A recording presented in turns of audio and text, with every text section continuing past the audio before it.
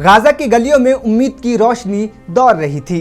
जंग शुरू होने के बाद 2 साल से ज़ायद अरसे में यहाँ पहला बाकायदा रनिंग इवेंट मुनक्किद हुआ और तकरीबन 300 खिलाड़ियों ने इसमें हिस्सा लिया। हर कदम, हर सांस एक कहानी सुनाता था, हौसले और अज़्म की कहानी। खिलाड़ियों ने 4 किलोमीटर की दौड़ पूरी की। गलियाँ इनके जोश वलवले से गूंज रही थी, जैसे कि हर ताली एक दुआ हो, हर शोर एक यकीन कि मुश्किल हालात भी हौसले नहीं तोड़ सकते। खिलाड़ियों ने कहा, इस जंग और मुश्किल हालात के दौरान जिसका हम सामना कर रहे हैं, आज ये एक शानदार एहसास था।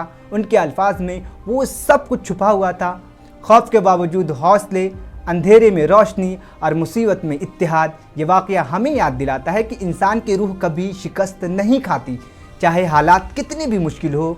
उम्मीद, मेहनत और अज़्म हमेशा जीत के तरफ ले जाते हैं। गाज़ा के ये नौजवान और कम्युनिटी का ये जज्बा एक पैगाम है। ज़िंदगी जारी रहती है, ख्वाब जिंदा रहते हैं और इंसानियत का हौसला कभी कम नहीं होता।